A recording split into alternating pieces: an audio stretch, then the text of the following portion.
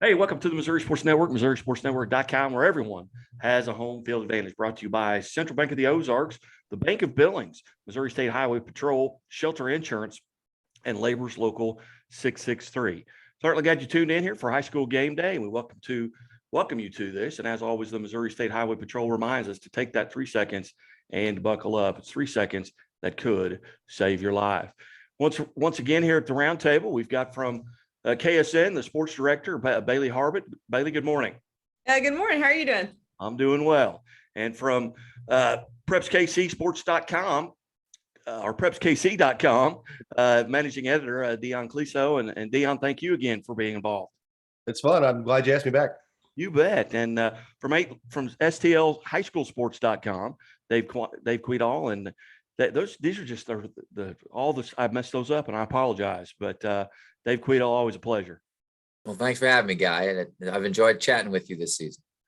It's been a lot of fun. Here we are at week 10, and it's finally fall, weather-wise, nice and cold and rainy.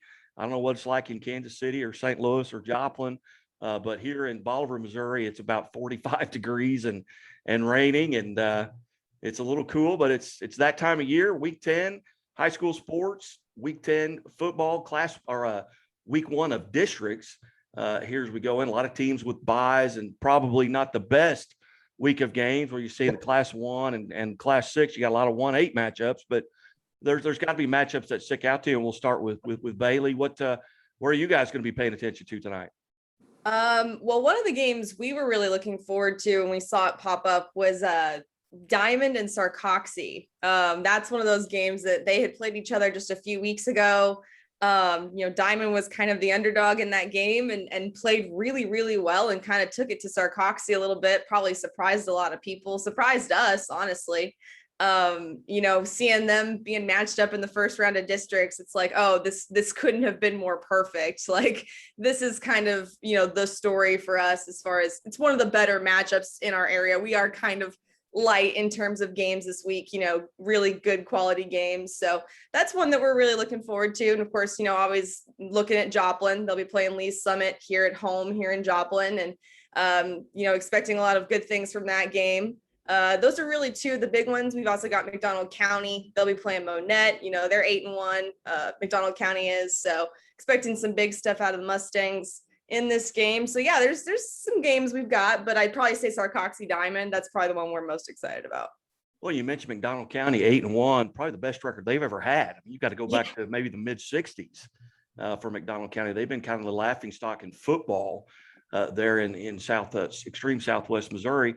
And the fact that you got Lamar and Webb City who've got buys. They're not in Carthage. They all have buys. They're not even playing. So that takes out half your viewers right there.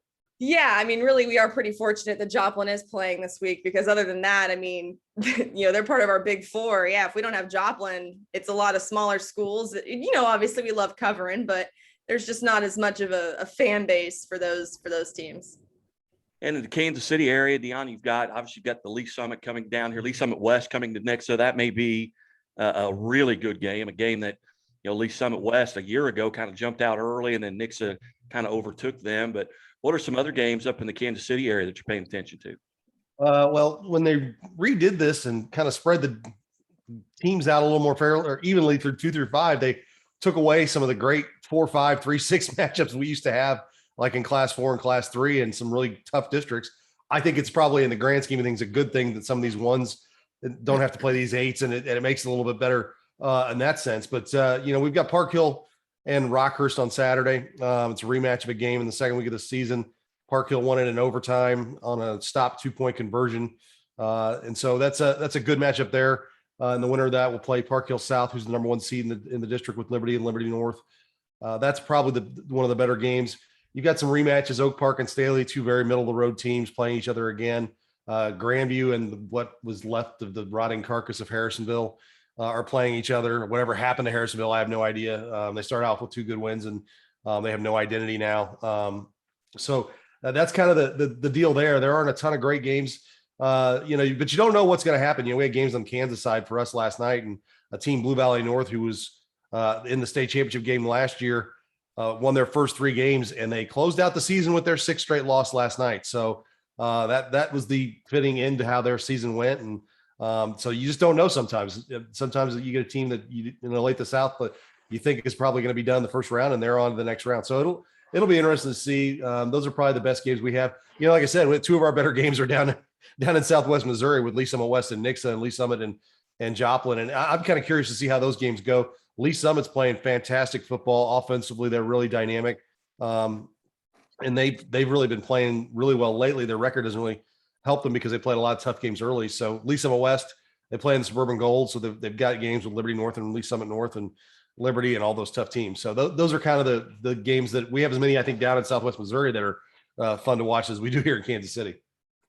And STL High School Sports.com's Dave Kvidahl. And Dave, I know you've got, the one intriguing matchup for me in that area is Kirkwood DeSmet. I know you've written a lot of stories at STL High School Sports.com on some of the games coming up. I'm sorry, not Hannibal, but what are some other of the games that you're paying particular attention to? Well, like you said, I mean, DeSmet Kirkwood is the big one. That's a 4-5 Class 6 District 1 game. The winner will probably see CBC, barring Vianney pulling an absolute rabbit out of its hat, or the CBC team not finding its way to its home field. So that leads to next week. I mean, you have a potential rematch of CBC and DeSmet, who have represented Class 6, the St. Louis region, the last 3 years, actually the last 4 years. Yeah, DeSmet went back-to-back to championship games, and CB went back-to-back the 2 years before that. So those two teams could meet in a district semifinal next week. It's the first matchup between DeSmet and Kirkwood, despite the fact they're two of our better football programs in the area the last 20 years. So that'll be kind of fun. Jeremy Macklin, Mizzou's own, is coaching the Pioneers, who had a huge win over Eureka last week. Eureka lost one game all season. They were up 23-7 midway through the third and came back to lose in overtime. Kirkwood beat them when Eureka decided to go for two in the win, and they stuffed their running back at the 2-yard line. So that'll be fun. The other game in that district that'll be fun to watch is St. Louis U High is going to play at Lindbergh. These two it'll be the 10th time they've played since I think 2004, and they're all in district contests. Back when we had the round robin tournament, when one team would get out and then two teams would get out, they would play then, and now they will play again this year for the second consecutive year. Lindbergh beat St. Louis U High last year in that district semifinal, and then had to COVID out of the district final, which allowed Fox to then go play DeSmet in the Class 6 semifinals. So that'll be kind of interesting. Class 5 is, as everybody knows, just all the best teams are at home and relaxing this week. Class 2 as well. Lutheran St. Charles and Duchesne are two of our better Class 2 teams up here. They both have the weekend off. So I actually did a story for STL High School Sports today. Our Friday football spotlight is on Grandview in Hillsborough, not Kansas City, but Grandview High School down in Hillsborough in Jefferson County is hosting its first home postseason game since 1992. Grandview has been 0 for 4 times since 2001, hasn't finished over 500 until last year, since at least 2000. I think it was actually the mid-90s, the last time they finished over 500. So 6-3 this year for the Grandview Eagles, earned them a home playoff game against 1-8 Cuba, who beat the same team 55-0 last year. So we're curious to see how that one goes in Class 2. Class 3, most of those teams are chilling out. There's not a whole lot going on there that I can recall off the top of my head. And Class 4 is kind of the same way. So that Eureka team I was talking about, they'll see a Webster Groves team who, unlike Kirkwood, has fallen on significantly harder times. Webster Groves hasn't won a game since the 2019 season. It's been pretty ugly, and I'm curious to see what that looks like tonight as the Statesmen get ready to play a Eureka team that's going to be pretty honked off after losing to Kirkwood last week. As you look at these districts, and the seeds, of course, their numbers, there's a formula to it that I yet to understand. But you see some of these 1 seeds. Who are some of the 1 seeds that may be in danger? Maybe they get more points because they played up. I can think of for example, a very good Skyline team at Class 1 is a 1 seed, but they played a Central High School, and they get the 30 or 40 bonus points. They played Valley Catholic. They've got 3 losses going in, but they're the 1 seed, where Windsor's undefeated. They're the 2 seed and the defending state champion. So I can see Skyline maybe running into a little trouble. Marionville is another one also in Class 1 because of Thayer is in that district, and Thayer's very good, playing a very tough South Central Association SCA conference with the likes of Ava, who's undefeated and state ranked in Class 2. Who are some of the maybe one seeds that may have a little bit of a tough run? I'll start up here. Park Hill South jumps off the page at you. They've only played one Class 6 team all year, and they've got the number 1 seed over Liberty North. Now, if you're Liberty North, you want to prop them up and make sure they get to the district semi or district finals if you can, because then that would probably, depending on who comes out of that other district on the St. Louis side, give you home field advantage in the semis. And that's, I think, if you're Liberty North, that's definitely something you want to keep an eye on. Park Hill South's a good team. It's not their fault that they were playing a different conference. They've handled their business. I mean, I would have liked them a lot more if their tailback hadn't gotten hurt a few weeks ago, but they've had a guy. It's been 3 weeks now, so they've adjusted to that. I think they should get a win in round 1. But I think if they get Park Hill, the winner of that Rockhurst Park Hill game, I like their chances very easily to be in the district final. If they get Rockhurst, I don't know, because Rockhurst will muddy you up and slow you down and do things, and they're a little bit bigger, a little more physical. Rockhurst isn't a great team; they're very average. But Park Hill South is probably that. And then the other one, and you should bring in somebody from Northwest Missouri, University Academy jumping over Mid Buchanan and East Buchanan and West Platte in the last week of the season to get the 1 seed at 6-3, where Mid Buchanan's undefeated. East Buchanan has 1 loss. They were ready to burn down the playoff system in Northwest Missouri after that happened.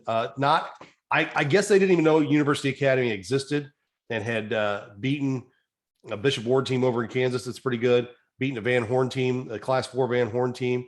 Now they've got some wins over the Kansas City, Missouri schools, which are Class 3 and Class 4. So that pads their points a little bit, but they played Summit Christian Academy, who has 1 loss to 1 point. So, I mean, that's a good team. You be careful what you wish for, Mid Buchanan. I mean, Mid Buchanan and East Buchanan are good teams. Mid Buchanan was a state championship game last year, but they didn't play anybody outside of their league. And outside of the top half of their league, the bottom was not very good. So there was a lot of games where, the bottom 4 of that league were not very good. So those are the 2 1 seeds here that I think people are keeping an eye on. And you mentioned Skyline, because we dipped down to like Adrian and some things like that. I know that and Windsor kind of is off to the offside of us. They have contacted us and want us to pick them up, but they're kind of a little far out there. But no, those are the 1 seeds I think that are definitely to keep an eye on. How about in the St. Louis area, Dave? Well, I'm very curious to see what happens with Lutheran North and Cardinal Ritter, 2 teams that have, by all accounts, underachieved this season, what they've been able to do. Now, Cardinal Ritter's strength of schedule is pretty impressive. Their 5 losses this year. I mean, they got beat by St. Mary's, Joliet Catholic out of Chicago, Lincoln College out in Kansas City. I mean, when adding up their win-loss record of their opponents, I think their opponents had, 5 total losses of them, and that's the 5 teams they lost to. So, but they're going to have to go play at Lutheran North should the district play out the way it has. That's a Lutheran North team who also got its head beat in by St. Mary's and had a lot of high expectations, but hasn't necessarily achieved them. So I'm curious to see how that one goes. As far as tops, most of the districts kind of shook out the way we thought they were. The Smet at number 4, I think, is kind of a surprise, just with Lindbergh and Marquette jumping over them. Because like I said, that sets up a really crazy semifinal in that district tournament. But I'm just going through it. I'm trying to think who is somebody who's I don't know that they can hang. I'm curious to see what happens with Hazelwood Central, because after the Missouri State High School Activity Association told the Hazelwood School District its COVID spectator policy was unacceptable, it says the Hazelwood schools can't host anybody. So Central has to go on the road to play all of its district playoff games. So they're 3 seeds. So theoretically, they would have just hosted this weekend. Then they'd play, on the road for the next one at the 2 seed, which would be Marquette. But I'm curious to see how that affects them.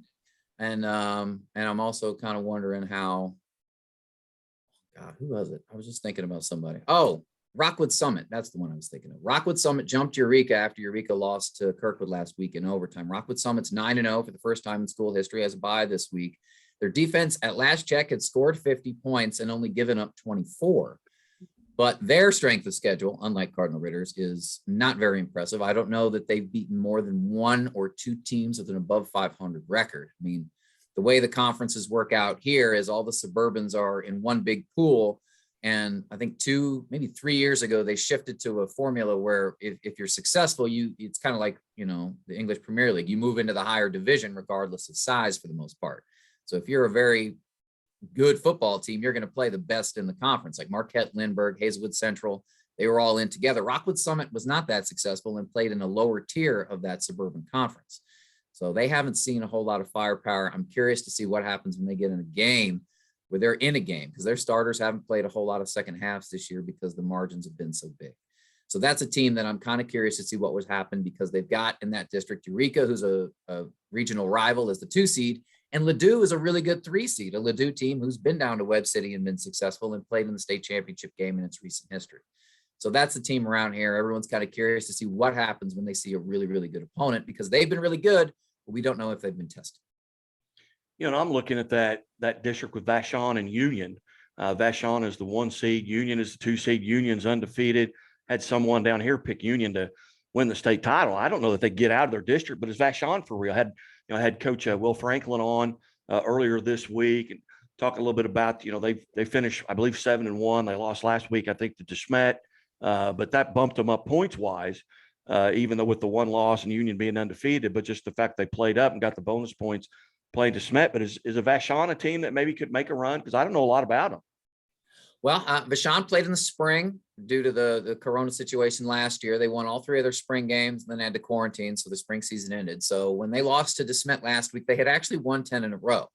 Now, Vashon did try to schedule good opponents. Generally, the Public High League here has 1 team that can compete, and then a lot of others that are not necessarily as competitive.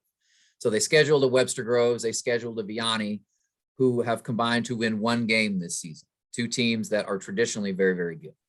He did play DeSmet in the last week of the regular season in an attempt to get somebody, and they were what you would expect a Class 4 team that has got 30 guys. They were overmatched, and DeSmet ran its second and third kind of plays at them. They didn't break out everything that I'm sure they'll use against Kirkwood tonight. But their defense was good enough to make me think that they're going to give Union everything they want in that game. Union struggled the last 2 games against some opponents that weren't necessarily top tier. So again, that's a team that has run roughshod through a part of the area that hasn't been very strong this past season. So by jumping in to get that 1 seed, Union's going to have to come into the city to play at the field Vashon uses, because they don't actually have a football field on campus. They use one in the city at Gateway STEM High School. So they got 1 young man, Dier Hill Jr. He's a freshman, and he's the most electric freshman we've had around these parts since a guy named Luther Burden, I've heard, who was pretty special as a freshman. So Dier Hill Jr. is a guy who will be making a lot of waves. And he's good enough that if they can clear him some space and get him the ball in space, there aren't a whole lot of people who can catch him. Maybe Union has a guy or 2 who can, but if he's able to do the things he can do, he can really break that game open. So I'm curious to see what would happen in that. But yes, Vashon is another team that, they're all underclassmen too. They got a lot of juniors and sophomores who are kind of figuring it out. Only got the 3 games last year. So curious to see how they play this year in the cold and in a Union team that did make the semifinals last year. That's the other part of this. Union was really, really good last season, lost to MICDS in the semis. So it should be kind of fun to watch if everything goes out as it's seeded. Well, and Bailey, in your area, you've got a Carthage team that I don't think gets beat. You've got a Lamar team that I don't know who's going to beat them in Class 2 or 3. And, remarkable stat there, Jared Bouchard, the head coach at Lamar, never lost a game as a player and a home game as a player, and has not lost a home game as a coach. He's undefeated as a coach and player at home. And they're going to be at home until, after the district championship, even though the state championship in Class 2 may be Lamar Fairgrove in that district championship game. Yeah, and honestly, this might be kind of a hot take, but I think Lamar could be one of those teams that we do need to keep an eye on in, as far as district goes, because just looking back on their record, really the 2 teams we thought would give them the most trouble were McDonald County and Nevada, and they actually beat those teams pretty handedly. And I don't know if you credit that to just Lamar being that good, or, maybe those teams kind of faltered in those games. But really, other than those 2 teams, they played a lot of teams this year that were having, down years, like Mount Vernon, Monette, even Seneca teams we've traditionally seen that have been pretty good. So I'm curious to see if maybe this will be the first real test for them, because I see them, easily making it to the district championship game, where I would anticipate, like you said, probably going to play Fair Grove. I think that might be the first real game all season where they might actually be kind of challenged a little bit. And so then you wonder if, they can kind of rise up to the occasion, because they've had it easy for most of the season, and then suddenly they're hit with adversity. But I mean, it's Lamar. I kind of expect that they'll rise to the occasion. They did it last season. There was a couple times there when they were playing on the road that I thought, I don't know if they're going to be able to do this. And then, they go win the whole thing. So shows you what I know. But I don't know. It'll be interesting to see what happens with Lamar. I'm kind of curious. If they can beat Fair Grove, then I think they're good to go after that. But I'll be really curious to see. I'm assuming that game happens. I just kind of can't see any teams really competing with Fair Grove or Lamar. So that's really the one that I'm kind of curious about, just to see how Lamar will handle things. Here's my Cliff Clavin little known fact on top of this Jared Bouchard not having lost at home. Since October 21st of 2010 to this weekend, Lamar has lost 2 home games. Both of them were to Seneca. And that was something I looked at, they're playing Seneca again. They're not even close. I mean, it's not, and Mount Vernon is so down, and it pains me. I'm a Mountaineer graduate, and Mount Vernon has always been, now they've not been Lamar good or Webb City good, but they've had some pretty good programs just over the past 3 or 4 decades there. And another game I'm kind of interested in seeing is that if Webb City can get to that championship game with Carthage in that Class 5, I know they're rivals there. I think Webb City was maybe down a quarterback and a running back the first time they played, and it's John Roderick. It's that's a game that really, really intrigues me. And another game as you go into that Aurora district here, with Mountain Grove as a 3 seed in that district, with Aurora and Hollister being 1 and 2.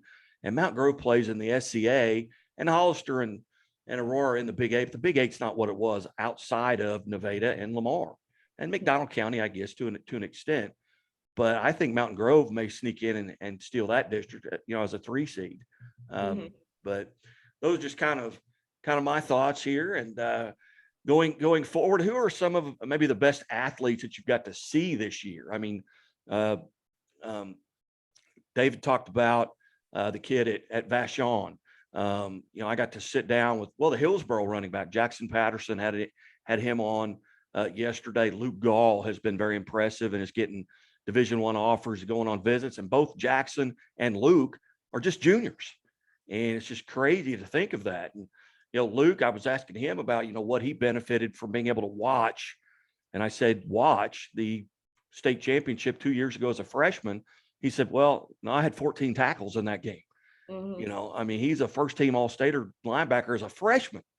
So if he's going to play at the next level, it's going to be at linebacker. If he goes Division I, he just doesn't have that breakaway speed, I don't think. But who are some of the other athletes? And we'll start with Dion down here. Some of the great athletes that you've had an opportunity to see there in the Kansas City area. Well, there's a lot of young guys here in terms of just pure athletes. And you talk about Lincoln Prep, they've got a sophomore running back named John Price, is pretty good. And then the center in Class 3, they've got a sophomore running back, Ja'Cory Love, and then a junior quarterback, Joseph Vick. And then we've got some good players at the bigger schools. Melvin Lassiter at Liberty North is a sophomore who's already getting looks from Alabama and places like that. And he looks like a man out there as a sophomore playing linebacker for Liberty North. Big key to what they do. So we're kind of in a weird spot with our bigger schools that, like Liberty North, Lee Summit North. They've got just a lot of depth. I mean, they don't have a lot of stars. They've got a lot of depth in terms of their offensive guys. I mean, Jaden Doss at Ray Peck, I know Dave remembers him from the state championship game last year. He's kind of had an up and down season. He's still as dangerous and as talented as anybody in the city as a junior. They're still kind of spotting him in at running back and receiver, trying to do that. And he didn't play a couple games, and we don't really know exactly what was going on there. And I know that he didn't love playing tailback, and that was maybe part of the issue there. But he's as good as anybody, but he just has had a very average season compared to what he did last year. So those are coming to some guys, a lot of underclassmen up here in terms of on the Missouri side, in terms of just talented people, but that's which makes it fun. And then the teams are really good. I mean, Liberty North is a lot of juniors, and they're 2 deep at quarterback and tailback, and like 5 deep at receiver. And Lee Summit North's kind of a lot of the same way. Trey Baker, their quarterback, is a nice player. He's probably going to like he got Eastern Kentucky, I think, is his latest offer. So they've got some good big linemen who are getting offers as well. So we're kind of lineman heavy when it comes to like the bigger recruits, but then when it comes to talent, we're real young. So that's kind of where we stand this year. And Dave, in St. Louis, you mentioned the kid from Vashon. Who else kind of stands out to you there in the St. Louis area? Well, I mentioned Luther Burden. He doesn't count, I guess, because he's at East St. Louis, but damn, that man can play. The Tigers should be very excited to get him in the house. I mean, I wasn't thrilled he got thrown out of their game at IMG over the weekend. That's not great because they'll start the playoffs without him. But Luther is pretty special, and I hope everyone got a chance to play or got a chance to watch him play when he was at Cardinal Ritter. Most years without Luther, Kevin Coleman at St. Mary's would have been our top recruit in our preseason Super 30. He's picking between 5 schools, none of which are the Tigers, unfortunately, but it's the likes of Florida State and those kinds of places. He's electric. He's his first reception on the varsity was, I think, a 68-yard touchdown as a freshman on his second play from scrimmage. He's as dynamic as they come. And St. Mary's didn't lose last year. They got COVIDed out after they kicked the tar out of Valley at Valley and didn't get to play Kennett in the district final because they were getting on the bus and a test came back because St. Louis City made its team's test last year. So they didn't get to finish that. So in Class 3, look out for Kevin Coleman and St. Mary's, which actually has got all kinds of guys on their team that have been playing. Ashiel Kepia Jr. is their star linebacker / running back. He's not going anywhere special, but he's just one of those guys who's a great high school football player and has been a 4-year varsity stud for them. When you get into the bigger schools, I mean, Hightart at CBC is their quarterback. He's kind of been their guy this year. The cadets really tried to figure out who their quarterback was going to be after Brett Gabbert, not Blaine. Blaine's Tampa and Tom Brady. His younger brother, Brett, was the quarterback who led them to back-to-back state championships and then went on to Miami University in Ohio. But Patrick Hightart has stepped in this year and been dynamic for CBC. He's been everything they could hope for, running the ball a little bit too. He's been really, really good. And then you get into guys like Jamarion Wayne, who has committed to play for Mizzou. He's at Parkway West. I mean, he's a guy who they let him run the ball. He catches it. Sometimes he throws it. He's in the secondary. I mean, he's a threat on kick returns. He's just one of those really, really dynamic kind of kids. And then DeSmet's got a couple of those younger guys too, like Dion was saying, the junior class. Like DeSmet is where the juniors are this season that are kind of raking in those offers and starting to make collect the SEC offers in their portfolio, shall we say. So that's a group who I'm curious to see what they do tonight. Tyler Macon, who is the quarterback, he's a sophomore quarterback at Mizzou. I guess he's a freshman this year because he enrolled early. But we have another Tyler Macon who's a wide receiver at Kirkwood, who was really, really good for them, and a good pair with their running back, Dion Brown, who's also a junior, who was injured against Hazelwood Central earlier this season. Rumor has it he might be back tonight to play against DeSmet for Kirkwood, and if not tonight, definitely Turkey Day when they play Webster Groves in their annual game. So Tyler Macon and Dion Brown are 2 young guys who really got Kirkwood pretty excited about what's going to be happening here in the near future. And then you get into, Holt in Class 5 is just on fire. I mean, that's a program that had been very, very, very bad for a long time. And then this senior class kind of was thrown into the fire as freshmen, grown up on the varsity, and now they're undefeated in the top seed in their district in Class 5. I believe they're number 3 in our rankings, Dion. I think we voted them number 3 in Class 5 behind the Carthages and the Jacksons of the world. So I know everyone's pining for Jackson Carthage, but Holt's going to have something to say about it. And they got a group of guys who've been really good. Cooper Brown is the quarterback. Jackson Smith is their wide receiver who does a lot for them. And that's a fun group there. Reagan Andrew at MICDS, I believe, is the only quarterback in the state to have 2 state championship games on his resume through 3 seasons, and he's aiming for a 4th this year. He has done absolutely everything that program has needed for Coach Fred Bouchard, who, when we talk about, Roderick and guys like that and how much of a difference they make, Dr. Fred Bouchard, excuse me, has been absolutely dynamic at MICDS. They lost one game in his first season last year, despite starting late because of COVID restrictions here in town. And that was in the state championship game to a really, really good Elias team. So MICDS brought a lot of pieces back, and two of their best playmakers were hurt last year in underclassmen Steve Hall and Winston Moore. So they got their 4-year starting quarterback. They got their skill guys back. They got Dr. Bouchard calling plays and getting them ready to play. And MICDS is going to be heard from in Class 4, whether it's in a semifinal against Smithville or who else we got up there? Who am I missing? Who am I missing? No, Hannibal. They might have to see Hannibal before they get to the final. So, but Reagan Andrew was our first team quarterback preseason here because of his resume, and he's only improved on it this season. So those are some of the guys we're keeping our eyes on, some of the better programs. You speak of Fred Bouchard. He manned the sidelines about 100 yards to my west here at Southwest Baptist University when he coached it at Bolivar High School. And this is going back probably 15, 18 years, but he was the coach here before Lance Roten came in, and between Coach Doug Potts and Lance Roten, but he was here before he went to Staley and started that program.